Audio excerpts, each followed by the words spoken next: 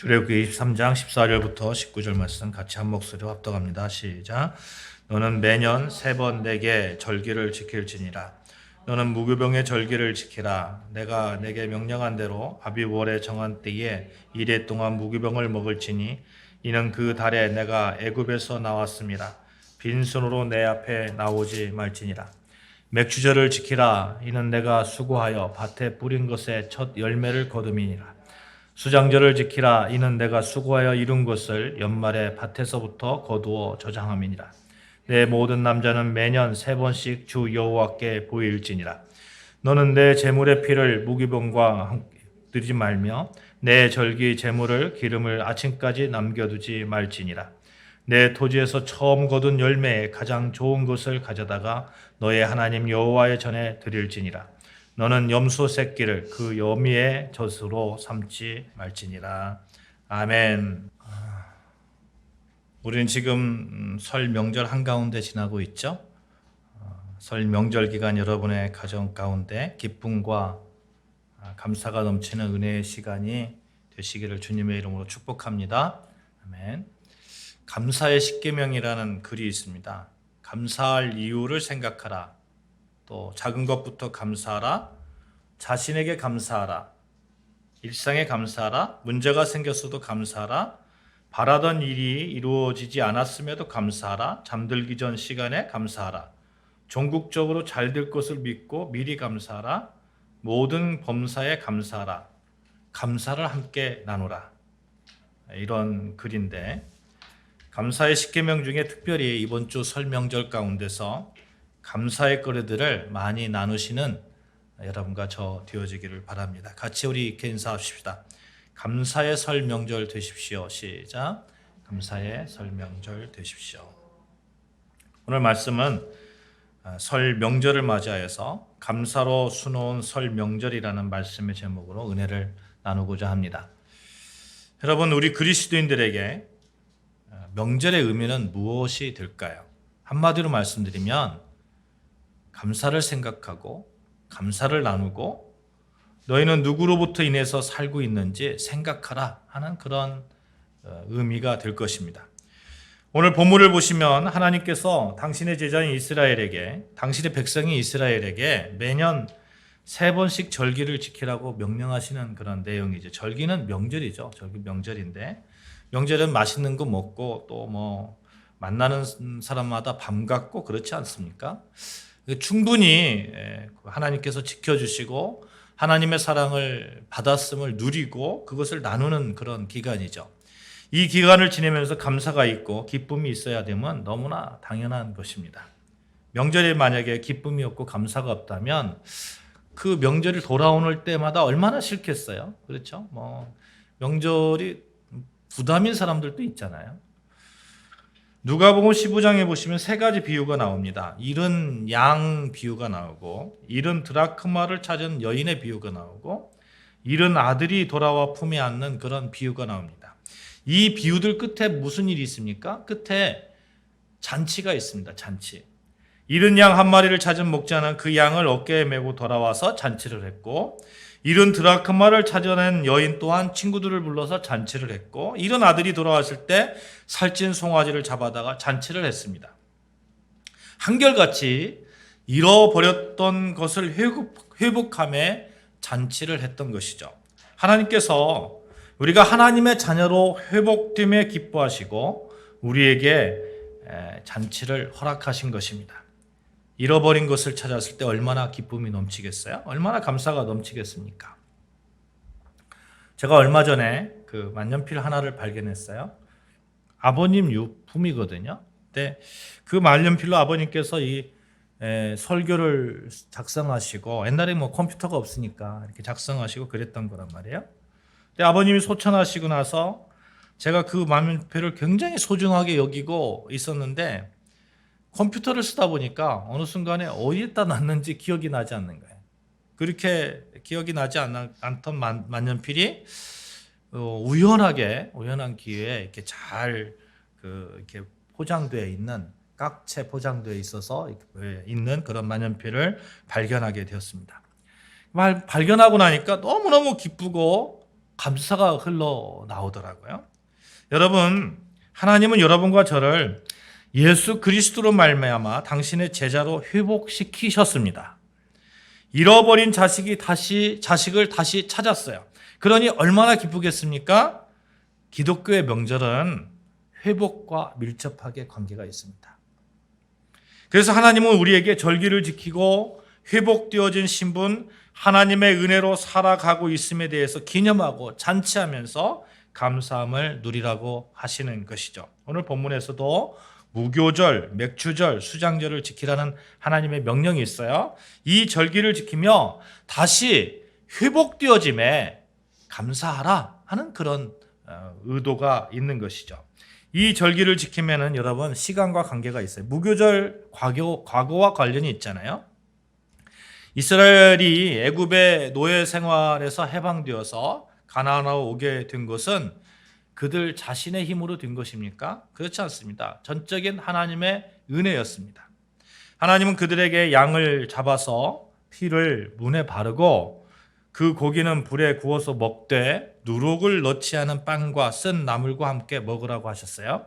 그 누룩은 애굽에서 그들이 지은 죄를 상징했고 쓴 나물은 지은 죄의 대가로 지금까지 받는 고통을 의미했고 양고기는 그들을 구원하기 위해서 죽은 구원자의 살을 의미했습니다. 이스라엘이 애굽에서 해방되던 날을 유월절이라고 하잖아요. 나중에 그날을 기념해서 일주일간 누룩 없는 빵을 먹으면서 과거의 은혜를 감사하던 절기를 무교절이라고 합니다. 그러니까 유월절과 무교절은 같은 날이 아니에요? 같은 날입니다. 같은 날. 유월절과 무교절 같은 날이에요. 이 절기의 핵심은 어린 양의 희생입니다. 아무 죄 없는 양이 자기를 대신해서 죽어서 자기를 살리셨다는 그것을 기억하는 그런 명절이 되는 겁니다. 어린 양 누구십니까? 누구를 상징합니까? 예수 그리스도입니다. 예수 그리스도는 죽을 수밖에 없는 여러분과 저를 위해서 어린 양의 희생 제물이 되셨어요. 그 희생으로 말미암아 우리는 하나님의 자녀가 되고 우리는 살아났습니다. 그러니까 이스라엘이 자기들의 은혜에 자기들의 그 해방을 지켰던 그 의미는 하나님께서 자기들을 구원해 주셨다. 어린 양의 희생으로 다시 회복시켜 주셨다. 그 은혜에 감사하는 그런 절기가 되겠죠.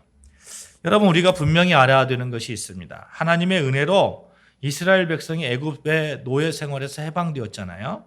이스라엘이 백성들이 노예 생활을 청산하는데 그들이 뭐 한 거 있습니까? 독립운동을 했습니까? 이스라엘 백성들이? 그렇지 않습니다. 이스라엘 백성들은 아무것도 한 거 없어요. 그냥 단지 노예 생활을 했을 뿐이에요. 근데 어느 날 하나님께서 모세를 통해서 이스라엘 그 백성들을 구원해낸 것입니다. 그들이 뭐 바로왕 앞에 가가지고 싸웠습니까? 아니요. 하나님께서 보내신 모세가 바로왕 앞에 가서 요구했을 뿐입니다. 이스라엘 백성 돌려보내달라고. 그 다음 모든 일은 또 하나님이 하셨어요. 모세가 어떻게 기적을 행하고 그랬습니까?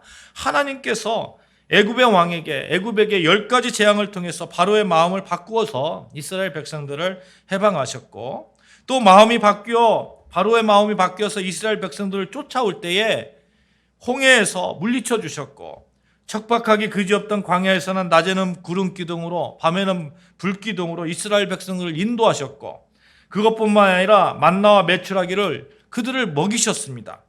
이 모든 과정 속에서 이스라엘 백성들이 한 것은 아무것도 없어요. 이 모든 구원의 과정을 기억하면서 감사하라 하는 절기가 무교절입니다.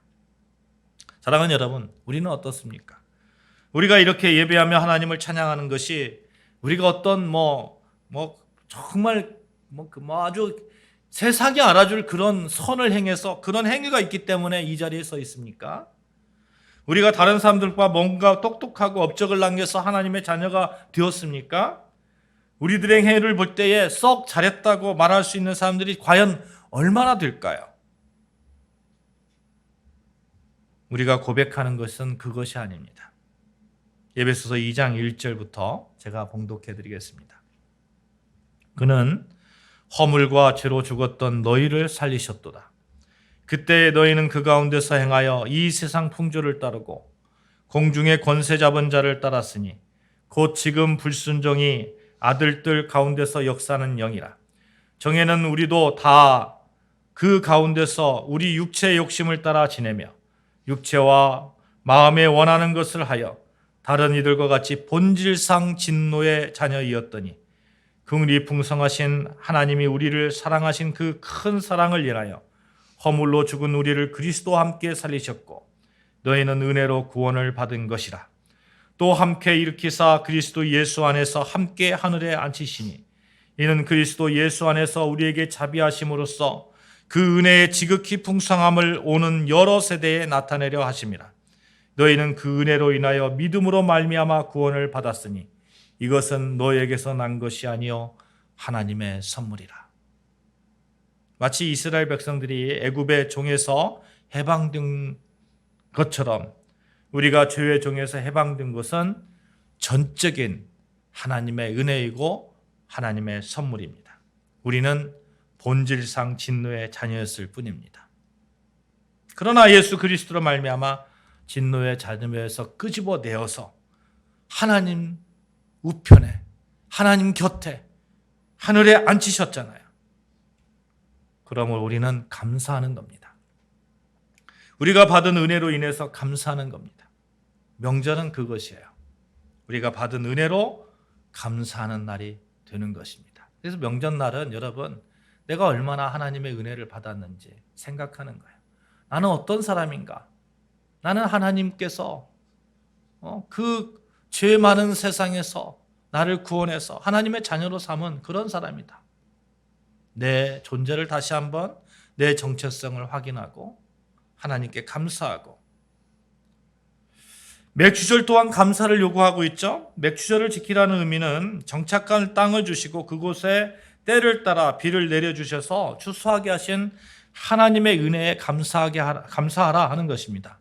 이 절기는 여러 가지 이름으로 불려져요. 초실절이라고 부르고 맥추절, 칠칠절, 오순절 이렇게 불려집니다. 왜 그렇게 따로따로 부를까요? 초실절은 그 이스라엘 백성들이 정착하여서 첫 수확을 거둔 그 기쁨을 봉헌하는 절기라 해서 초실절이라고 합니다. 맥추절은 보리와 밀로 제물을 삼아 드렸기 때문에 맥추절이라고 해요. 또 6월절로부터 계산해서 7째 주간 되는 때이기 때문에 칠칠절 이렇게 말을 합니다. 오순절은 7주간의 첫날까지 합해서 50일째니까 오순절이라고 부릅니다. 다 같은 말이에요. 다 같은 말이에요. 특별히 오순절은 우리가 기억하고 있는 것이 있어요. 신약에 와서는 예수 그리스도가 우리를 위해서 죽으신 후에 성령께서 오심을 기념하는 절기이기 때문에 우리가 잘 기억합니다. 예수님이 언제 돌아가셨나요? 요한복음 19장 14절에 보시면 이런 말씀이 있어요. 이날은 6월절의 준비일이요 때는 제6시다. 빌라도가 유대인들에게 이르되 보라 너희 왕이로다. 언제 돌아가셨다고요? 6월절 준비일. 6월절 준비일. 6월절 바로 전날 준비를 해야 될 거 아니에요. 6월절에. 그럼 뭘 합니까? 어린 양을 잡아요. 어린 양을 잡아서 준비를 하는 거예요. 그러니까 6월절 바로 전날 예수님께서 이렇게 어린 양의 그 희생 제물로 돌아가신 것이죠. 예수님은 그렇게 이스라엘 백성들이 출애굽할 때에 어린 양의 피를 통해서 살아나셨듯이 6월절 어린 양으로 우리를 위해서 대신 죄를 지시고 십자가에 못 박히시고 다시 살아나셨습니다. 이 6월절 어린 양이 죽으시고 부활하신 후가 50일 후에 성령께서 임하셨어요. 그러면 무엇입니까? 구약에서 맥추절, 오순절 이스라엘 백성들이 정착하여서 첫 곡식을 추수하고 하나님께 감사의 제사를 드린 것이며, 신약에서는 오순절은 성령께서 이 땅에 오셔서 여러분과 저에게 하나님의 백성으로 살아감에 꼭 필요한 영의 양식으로 가득 살아갈 수 있도록 영의 양식을 베풀어 주신 그런 날입니다. 사랑하는 여러분, 그러므로 우리는 감사할 수 있습니다. 구원해 주실 뿐만 아니라 넉넉하게 살아갈 수 있도록 물질의 양식, 영의 양식, 하나님의 능력이 우리에게 임하고 도와주시고 인도해 주시기 때문에 그렇습니다. 또 수장절 볼까요? 수장절. 수장절의 의미는 한문으로 이런 뜻이에요. 거둘 숫자에 이게 그 뭐죠? 감출장. 그러니까 저장한다 할 때 그런 그 장자 쓰잖아요. 저장할 때 감출장 이렇게. 그러니까 뭔가 이렇게 뭐 수확을 해서 그걸 이렇게 저장한다 그런 의미를 갖고 있는 거예요. 이 수장절은 참 기쁜 날입니다. 하나님의 은혜 가운데 추수를 마치고 추수된 곡식들을 저장할 수 있기 때문에 그렇습니다. 이스라엘이 과거 애굽에서 살 때에 노예로 살았기 때문에 소유가 없잖아요. 소유가 없으니까 저장할 필요가 없어요. 근데 이제 광야 생활을 하던 40년 동안에도 가나안 땅에서 막 계속 옮겨 다니잖아요. 그러니까 저장할 수가 없습니다. 그런데 이젠 달라요. 가나안 땅에 정착하고 나서 이제 농사를 짓고 수확을 했어요. 이게 저장할 수가 있는 거예요. 저장할 수가. 저장한다는 얘기는 무슨 얘기입니까? 내일을 걱정하지 않는다는 거예요. 내일이 보장됐다는 거예요. 여러분과 저의 미래는 보장되어 있음을 믿으시기를 바랍니다. 아멘. 하나님께서 그렇게 만들어 놓고 그런 장치를 해 놓으셨어요. 수장절은 내일도 역시 하나님께서 지켜주심에 대한 감사입니다. 언제까지나 하나님의 인도하심과 보호하심에 대한 확신과 감사의 절기가 되는 것이죠. 오늘의 풍요와 평안을 내일도 계속해서 하나님께서 인도하시고 지켜주실 것이라는 그 믿음과 감사, 이 수장절 안에 있는 것이죠. 여러분 살펴보았습니다만 무교절, 맥주절, 수장절 한결같이 감사입니다. 그렇죠? 구원해 주심에 대한 감사, 또 첫 수확을 거두게 하신 것에 감사, 저장하신 것에 대한 감사. 사랑하는 여러분, 하나님께서 우리에게 설 명절을 허락하셨어요. 이 설 명절 가운데 죄의 종이었던 나, 진노의 자녀였던 나를 불러 하나님의 자녀로 삼아주시고 지난 세월 나를 인도하시고 현재에도 미래에도 나를 인도하시며 보호하시는 하나님을 깊이 생각하면서 무엇보다도 먼저 하나님께 감사하는 명절 되시기를 주님의 이름으로 축원합니다. 아멘. 이렇게 감사하는 자가 가져야 되는 자세가 18절에 기록되어 있습니다. 18절 같이 봉독하시겠습니다. 시작. 너는 내 제물의 피를 유교번과 함께 드리지 말며 내 절기 제물의 기름을 아침까지 남겨줄지 말지니라. 아멘. 제물을 드릴 때 유교병과 함께 드리지 말라고 합니다. 유교병이라는 것은 뭐냐면 누룩이 들어간 떡이에요. 이게 다른 말로 표현하면 죄가 제거되지 아니한 삶, 아직도 죄로 번복되어 있는 그런 삶, 이걸 가지고 제사를 드리지 말라, 감사하지 말라 하는 거예요. 여러분, 그리스도를 믿는다고 하면서 죄악을 회개하지 않은 채로 죄로 번복된 모습으로 그대로 가지고 와서 감사하는 그 감사자의 모습을 볼 때에 하나님은 어떻게 생각하실까 하는 그런 생각을 우리가 늘 가져야 됩니다. 여러분, 우리는 늘 하나님께 나아올 때에 이 죄의 문제를 회개하면서 나오시기를 바랍니다. 우리가 죄를 안 질 수 없어요. 죄를 안 질 수 없지만 우리가 그렇게 썩 완전한 사람은 아니잖아요. 세상 살면서 여러 가지 죄 가운데 있을 수 있습니다.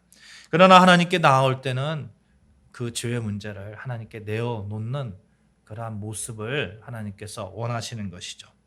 또 하나 우리가 가져야 되는 자세가 나와 있는데 절기 제물의 기름을 아침까지 남겨두지 말라 하는 말씀이 있어요.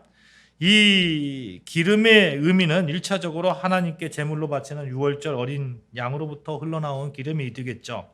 또 비유적으로 가장 좋은 것을 가리킬 때에 이러한 표현을 씁니다. 그러니까 어린 양의 신체 부위 가운데 가장 좋은 부위, 이런 의미가 되는 거예요. 이것을 아침까지 남겨두지 말라 하는 얘기를 말씀하고 있어요.